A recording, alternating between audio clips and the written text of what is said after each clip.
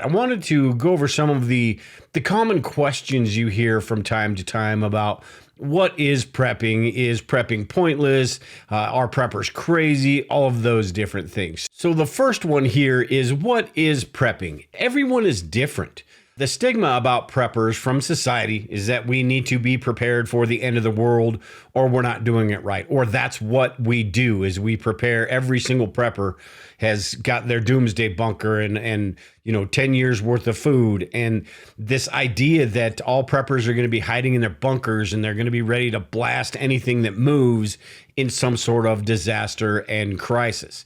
Now, I'm sure these people are out there, but they are far and few between.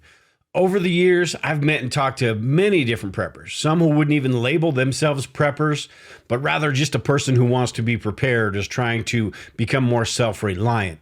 While we all start on the same path of storing a little extra food, storing some water, getting some supplies, all of these simple prepping things, it changes as we begin to individualize our preparedness plans. And that's what I want to go through a little bit in this video. Some of the things I've done, some of the things that the group members that answered the question have done. Prepping means different things to different people. There is no one way to label preparedness. I mean, in short, prepping is just a term that describes what we do, but it doesn't define who we are as people. Everything's got to be put in a box these days, and this is just the box that we that have chosen to prepare for some of these different events have been put into. All right, and the next one I've got here is one. Quite a few people ask that because of the way society labels preppers, they don't understand anything about it. So this is their first idea about preppers. Are they crazy? And the truth is, no matter how prepared you are, none of us are doing it right. None of us are doing it wrong. We're all doing what we can with the resources available to us. So that's why there are so many different people doing so many different things in preparedness, and it's all lumped into prepping. So in my opinion, if wanting to have a contingency plan in place, just in case something happens, if that makes you crazy, then I guess I'm crazy. And I guess everybody that I talk to online are crazy as well. In today's world, you're taught that everything is only a click away. And even if you don't have the money, you just put it on your credit card. Having a pantry full of food is unnecessary because you've got convenience stores, you've got fast food places, you've got the grocery stores that are always, the shelves are always full. My question is, though, what happens when they don't? What happens when the grid goes down and everything we take for granted is gone? That could be the water coming out of your faucet. You flip the switch on your light socket. What happens when all that's gone? What happens when the store shelves are empty? What happens when the gas stations don't have fuel?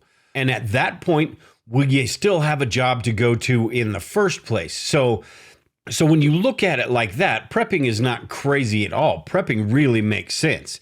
Even if it's something smaller, like a personal doomsday or a short-term power outage that maybe lasts throughout the day, a couple of days, wouldn't it be nice to have something tucked away to make life easier for you to weather the storm, whether that's a little bit of money, whether that's food on your shelves so you don't have to worry about going to the grocery store, you don't have to be worrying about fuel, all those things. So to me, prepping just makes sense. And when you consider the insanity around the world today and throughout history, I have to chuckle a little bit when people say that preppers are crazy, because we've had economies rise and fall. Right now, we're in a bad state that looks like it probably will get worse. We're in a perpetual state of war, it seems like, and disasters are happening all around us. Yet the preppers are crazy for having the foresight to plan for some of these events, or preppers are seen as crazy by some people because of this. And to me, it seems like if prepping is crazy, then isn't having auto insurance crazy? Isn't having a savings account crazy too? I mean, these things are they're considered okay by society, but when you prepare and you stock a little bit of extra food, you stock, alternative energy means, then you're going overboard. Then you're becoming a hoarder, and it's not accepted by society. So in my opinion, I think everybody is a little bit crazy one way or the other, but prepping itself, I don't think is crazy. All right. And then the third point is prepping pointless? And this really is just a matter of perspective, I suppose. Preparing is sort of an individual thing, and it's often motivated by how you feel about the threats that you face, how you feel about the potential disasters and how they could disrupt your daily life. If someone isn't motivated by these things, they probably think that prepping is pointless. The perceived level of risk of these different disaster scenarios and your willingness to put effort into mitigating those plays a big factor in whether you think prepping is pointless or not. But like I said, everyone's different. And some people prepare for the more extreme scenarios, the larger scale disasters. And some people just focus on the more common disruptions like power outages, natural disasters, things that will last a week or two, but not the things that are going to be the full-blown SHTF society, the end of the world as we know it for an extended period of time. Like preparing for nuclear war might seem pointless to those that are concentrating on these smaller type things. So preparedness, in my opinion, preparedness and prepping are worthwhile, even if nothing happens at all. And contrary to popular belief about preppers, we're not all waiting for the end of the world. I'd be perfectly happy to live my life without some sort of major catastrophe or disaster disrupting it. But I'm not holding my breath on that one, especially when you look at the way things are these days and how easily we could go over that tipping point. Now, I want to talk about a couple of reasons why I think prepping isn't pointless, but I want to mention something first, and that's that it's crucial to strike a balance between preparedness, your prepping goals, and your personal life goals. You've got to live your life. You've got to, you can't be so consumed with preparedness that you forget about everything else going on around you. So you got to strike that balance between becoming more prepared and not going completely out of your mind. And one of the tips we got from members of the community goes into that as well.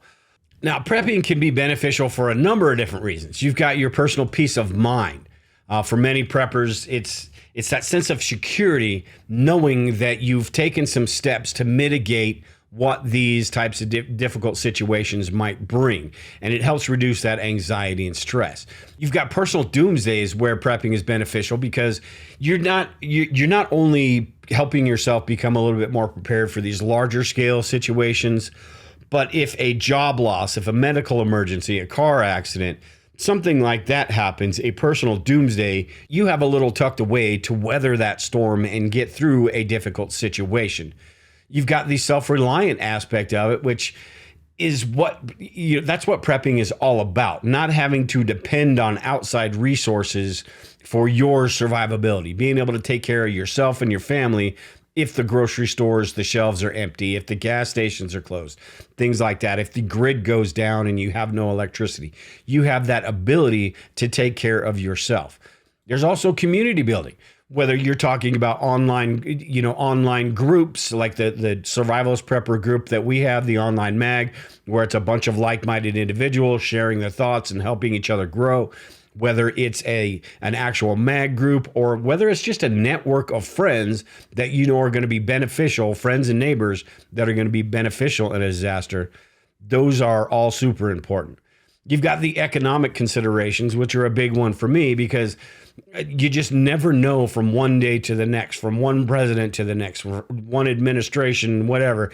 You just never know when inflation is going to start hitting even worse than it is right now, when things are going to go back to normal. So by preparing and looking, having that foresight to see that, hey, I'm going to stockpile a few things. That way, if it does get bad, I'm not going to be hit so hard by this. So the preppers tend to invest in more tangible assets rather than the stocks and bonds. It's the food storage, it's the gold and silver, it's other essential preparedness supplies, stuff that you can put your hands on. And then just sustainable living. The definition of a prepper, like I said earlier, is somebody who wants to live without the help of outside resources as much as possible. And that includes growing their own food, alternative energy, and minimizing their dependence on the whole machines. So ultimately, whether prepping is considered pointless or valuable really depends on your individual circumstances and your belief. It's a personal choice. For many, it's about finding a reasonable level of preparedness that provides peace of mind without completely consuming their lives. And the key is to approach this with a balanced perspective and not letting fear and paranoia drive the whole preparedness process. So these are, just some of the common questions I get from time to time, or I hear from time to time about how preparedness is this, or preppers are this, or preppers are that. And a lot of it is just not true. We're all so different. In my time doing this, I've met and talked to so many different types of people that are just your normal, average, everyday people that choose to put a little bit away, whether that be 1 month, whether that be 1 year, whether that be 5 years. We're all different. We're all at different levels, and we all choose to do these things differently.